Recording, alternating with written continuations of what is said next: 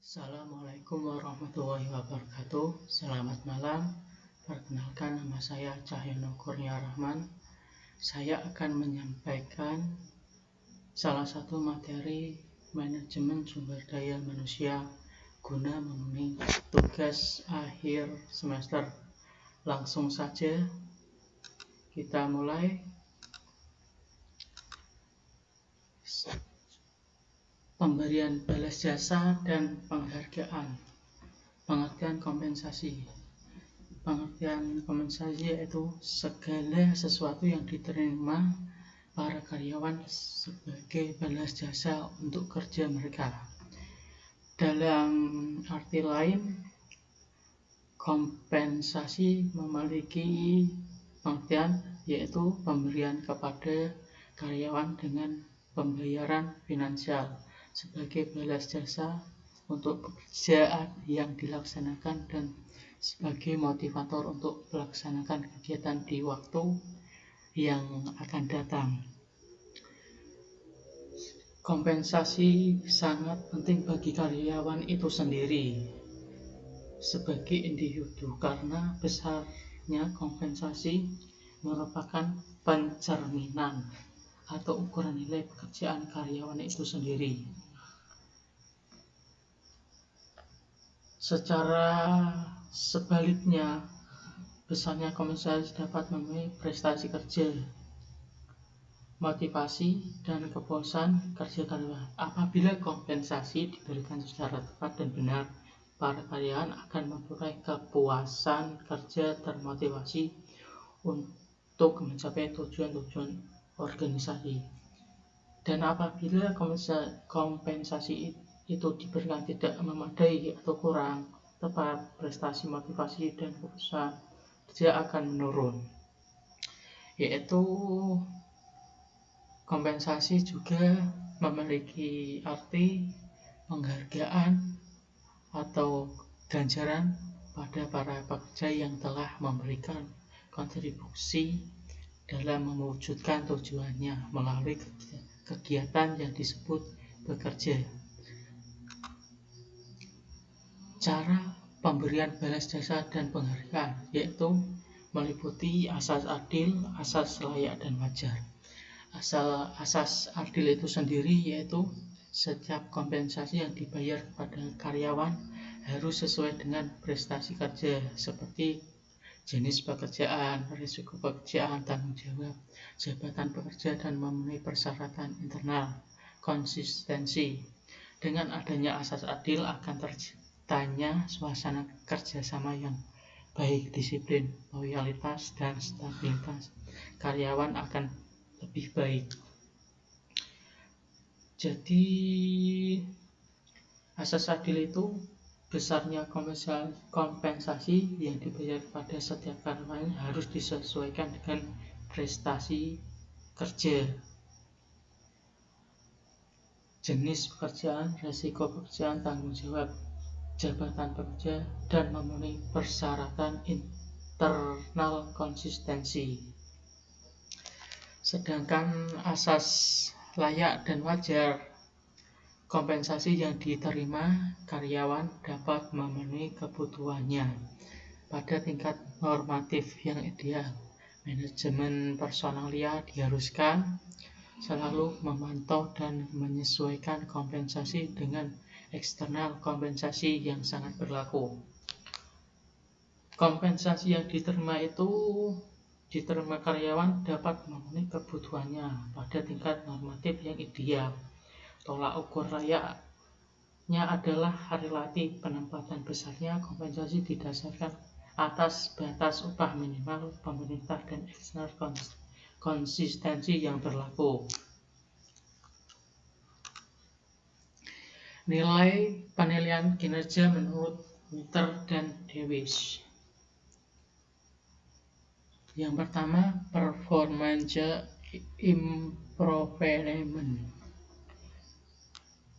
Itu sendiri yaitu memungkinkan pegawai dan manajer untuk mengambil tindakan yang berhubungan dengan peningkatan kerja.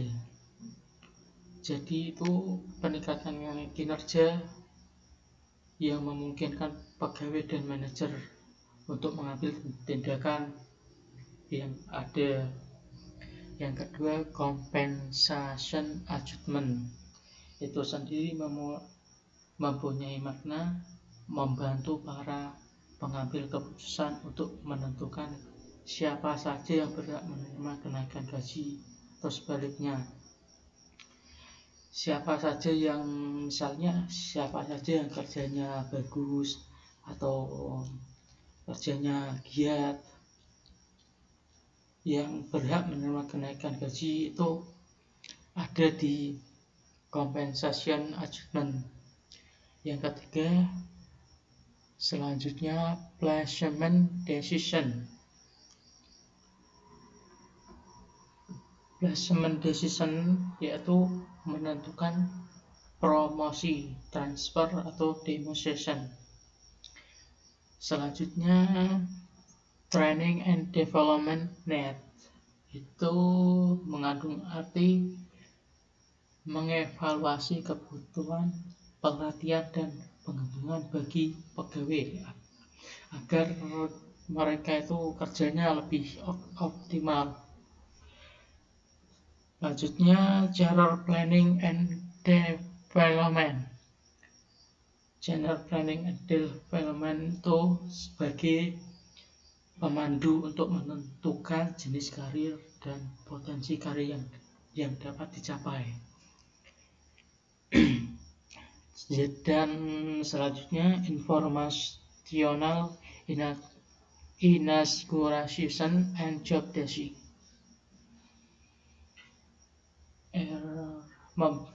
yaitu menjelaskan apa saja kesalahan yang terjadi dalam manajemen sumber daya manusia, terutama di bidang informasi, terutama di job analysis, job desk, dan sistem informasi manajemen sumber daya manusia. Selanjutnya equipment development opportunity,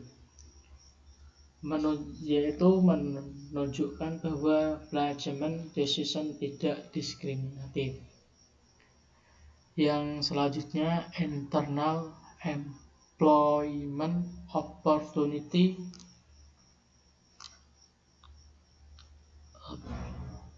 sebagai penunjuk bahwa placement decision tidak.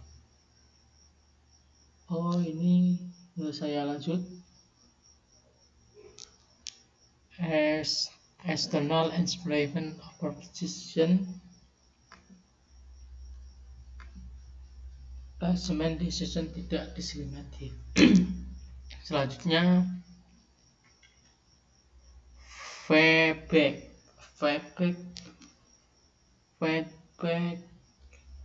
yaitu memberikan upah balik bagi urusan kepegawaian maupun bagi pemandu itu sendiri, yaitu urusan kepegawaian maupun bagi pegawai itu sendiri memberikan umpan balik. Lanjut saja. Pengembangan karir merupakan tanggung jawab suatu organisasi yang menyiapkan karyawan dengan kualifikasi dan pengalaman tertentu agar pada waktu dibutuhkan suatu organisasi sudah memiliki karyawan dengan kualifikasi tertentu. Jadi pengembangan karir itu sendiri sebagai kegiatan manajemen SDM dan pada dasarnya bertujuan untuk memperbaiki dan meningkatkan efektivitas pelaksanaan pekerjaan oleh para pekerja agar semakin mampu memberikan kontribusi terbaik dalam mewujudkan tujuan bisnis organisasi. Indikator kinerja karyawan. Yang pertama, kualitas karyawan itu diukur dari persepsi karyawan terhadap kualitas kerjaannya yang dihasilkan serta kesempurnaan terhadap keterampilan dan kemampuan. Jadi kualitas itu diukur dari cara bekerjanya bagus apa tidak, cara berpakaian, cara bersikap, dan itu semuanya termasuk dalam kualitas. Kedua, kuantitas. Kuantitas yaitu jumlah yang dihasilkan, dinyatakan dalam istilah seperti jumlah unit, yaitu siklusnya aktivitas yang diselesaikan. Jadi saat kerja itu berapa banyak aktivitas yang diselesaikan, meliputi kuantitas bekerja. Ketepatan waktu. Selanjutnya, ketepatan waktu itu tingkat aktivitas yang diselesaikan pada awal waktu yang dinyatakan. Dilihat dulu dari sudut koordinasinya dengan hasil output bagaimana, serta memaksimalkan waktu yang tersedia untuk aktivitas lain. Selanjutnya, efektivitas. Efektivitas itu efektif waktu yang dimaksimalkan dengan maksud menaikkan hasil dari setiap unit dalam penggunaan sumber daya. Kemudian, kemandirian. Kemandirian merupakan tingkat seorang karyawan yang nantinya akan dapat menjalankan fungsi kerjanya, komitmen kerja, yaitu merupakan suatu tingkat di mana karyawan merupakan komitmen kerja dengan instansi dan tanggung jawab karyawan terhadap kantor. Berarti tanggung jawab pada kantor, mandiri, dan sebagainya. Motivasi kerja. Motivasi kerja itu suatu hal yang menyebabkan penyaluran dan mendukung perilaku manusia supaya mau bekerja giat dan antusias untuk mencapai hasil yang optimal.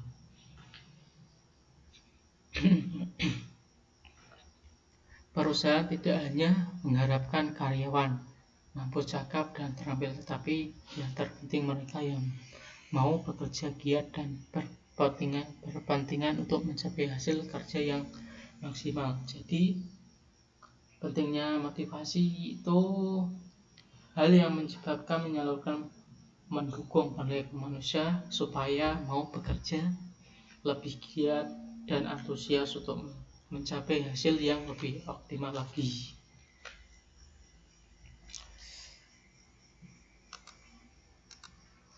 Tujuan motivasi kerja. Tujuannya mendorong gairah dan semangat kerja karyawan.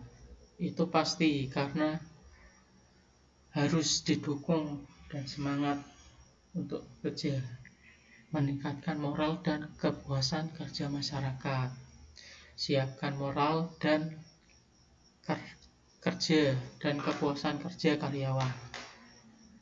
3. Meningkatkan produktivitas karyawan, harus selalu ditingkatkan agar hasilnya selalu maksimal.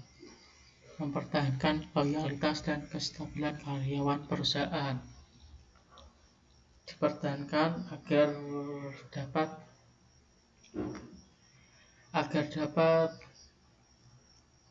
kerjanya lama kelamaan dan semakin bagus. Selanjutnya, meningkatkan kedisiplinan dan menurunkan tingkat absensi karyawan. Meningkatkan kedisiplinan yaitu waktu disiplin, bekerja tepat waktu. Selanjutnya, mengefektifkan pengadaan karyawan, meningkatkan tingkat kesejahteraan karyawan itu sangat penting karena karyawan itu perlu disejahterakan, menciptakan suasana dan hubungan kerja yang baik. Suasananya harus selalu baik, harus sama pekerja lain harus saling membantu, kerjasama. Selanjutnya, meningkatkan kreativitas dan partisipasi karyawan. Kreativitas selalu dikembangkan agar perusahaan itu terlihat bahwa karyawan itu terlihat kreatif sama pekerjaannya. Next, alat untuk memotivasi. Alat untuk memotivasi kerja, yaitu ada dua. Satu, material insentif, dan B, material insentif. Yang material insentif adalah barang yang bersifat keuangan yang bukan saja merupakan gaji yang wajar tetapi juga jaminan yang dapat dinilai dengan uang.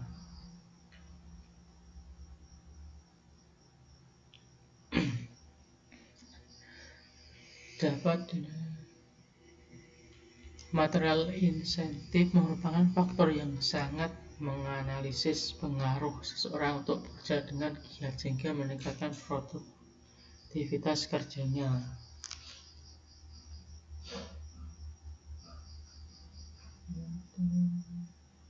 Jadi material insentif itu bersifat keuangan yang bukan saja merupakan upah atau gaji yang wajar tetapi juga jaminan yang dapat dinilai dengan uang.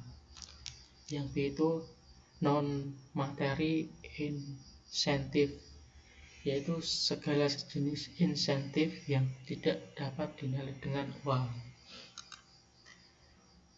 Selanjutnya yang dimaksud dengan PHK yaitu PHK sendiri mengandung pengertian pengakhiran hubungan kerja karena suatu hal tertentu yang mengakibatkan berakhirnya hak dan kewajiban antara pekerja atau buruh dan pengusaha. Pemutusan hubungan kerja PHK ada dua jenis, yaitu pemutusan hubungan kerja sementara dan keputusan hubungan kerja permanen. Kalau sementara biasanya hamil, sakit, dan mengundurkan. Kalau itu bukan. Dan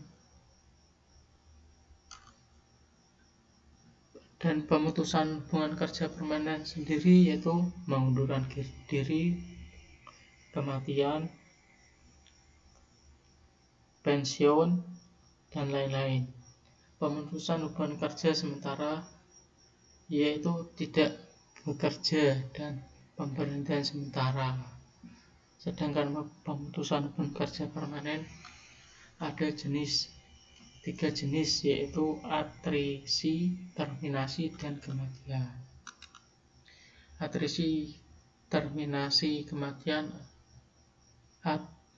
adalah atrisi atau pemberhentian tetap seseorang dari perusahaan secara tetap karena alasan pengunduran diri, pensiun, dan meninggal.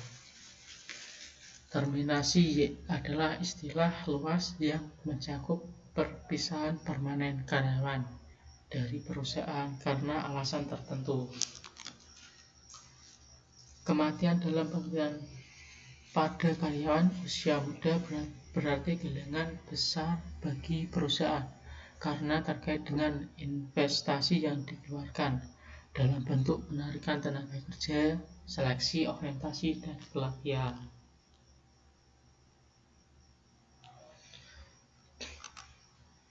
Langkah dan prosedur PHK. Langkah-langkahnya, pengusaha baru dapat memutuskan setelah pekerja buruh yang bersangkutan setelah dipanggil 2 kali secara patut dan terus, dan pekerja atau buruh yang beranggotan tidak bersangkutan tidak dapat memberikan ketetapan secara tertulis yang melengkapi dengan bukti yang sah. Itu pasalnya sendiri 168 ayat 1 UUK. Biasanya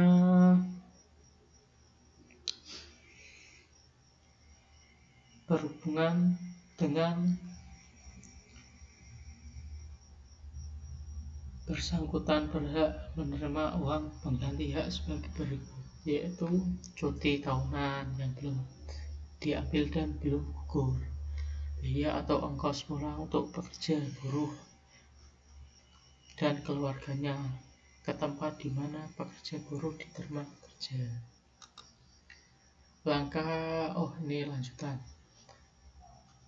Penggantian perumahan serta pengobatan dan perawatan ditetapkan 15% dari uang pesangon dan atau uang penghargaan masa kerja bagi yang memenuhi syarat.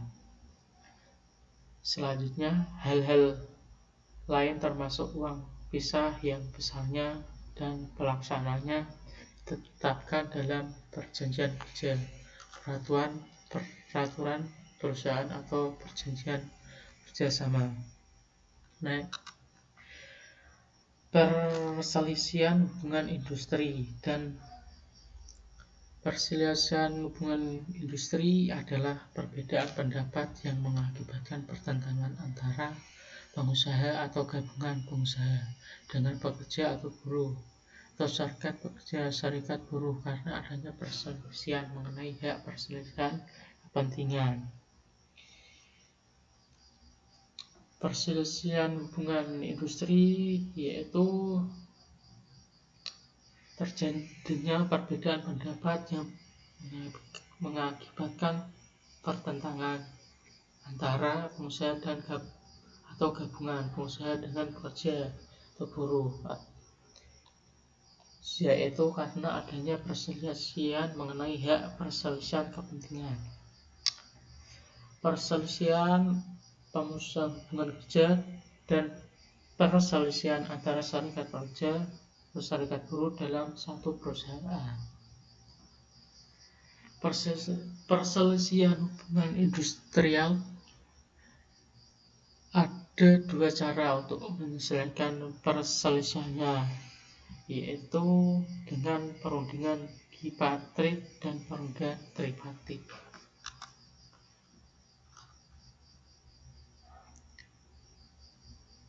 Cara untuk menyelesaikan perselisihan hubungan perindustrialian.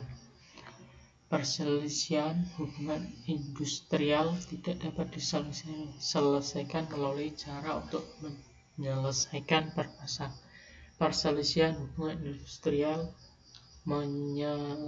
dengan bipartit. Maka tahap yang dipakai untuk menyelesaikan perselisihan adalah menyelesaikan melalui tripartit, yaitu secara mediasi.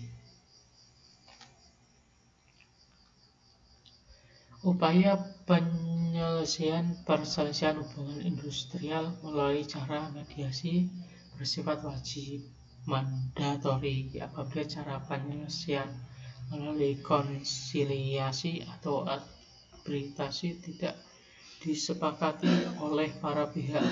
Penyelesaian perselisihan melalui mediasi dilakukan oleh mediator yang berada di setiap kantor instansi yang bertanggung jawab di bidang tenaga kerja kabupaten atau kota. Pengertian BPJS. Pengertian BPJS itu sendiri yaitu badan hukum yang bertanggung jawab kepada presiden. Badan penyelenggara jaminan sosial kesehatan adalah badan hukum publik yang bertanggung jawab kepada presiden dan berfungsi menyelenggarakan program jaminan kesehatan bagi seluruh penduduk Indonesia. Maka jaminan sosial ketenagakerjaan BPJS adalah badan publik yang bertanggung jawab kepada presiden dan fungsinya menyelenggarakan program jaminan hari tua, jaminan pensiun, jaminan kematian, dan jaminan kecelakaan kerja bagi seluruh pekerja Indonesia termasuk orang asing, orang asing yang bekerja paling singkat itu 6 bulan di Indonesia. Next, pengertian PKB.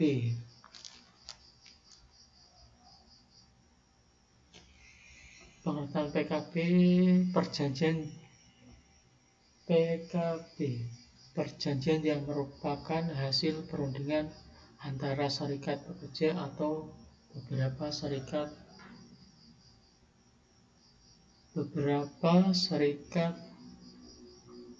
pekerja, yaitu yang tercatat pada instansi yang bertanggung jawab di bidang ketenagakerjaan dengan pengusaha atau beberapa pengusaha, atau perkumpulan pengusaha yang memuat syarat kerja, hak kewajiban kedua belah pihak.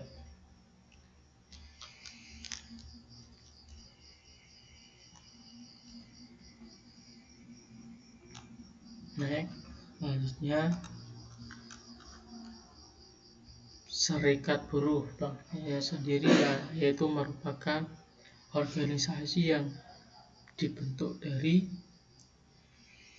oleh dan untuk pekerja, baik di perusahaan maupun di luar perusahaan, yang bersifat bebas, terbuka dan mandiri, demokratis dan bertanggung jawab, guna memperjuangkan, membela serta melindungi hak dan kepentingan pekerja, serta meningkatkan kesejahteraan pekerja dan keluarganya. Dan selanjutnya ini pengertian asas no work no pay, yaitu suatu asas yang menyatakan bahwa bila tidak melakukan pekerjaan berarti tidak berhak atas upah. Asas ini tidak berlaku mutlak karena dalam hal tertentu ada pengecualian, yaitu pengecualian yang melekat pada pribadi buruh, misalnya sakit, cuti, melakukan tugas negara atau gimana.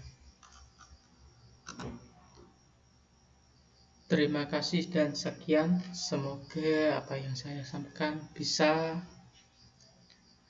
memberi manfaat. Cukup sekian, apabila banyak kekurangan saya ucapkan terima kasih. Wassalamualaikum warahmatullahi wabarakatuh. Los dol dang lanjut lemu WhatsAppan, cek paket data nih nanti tahu.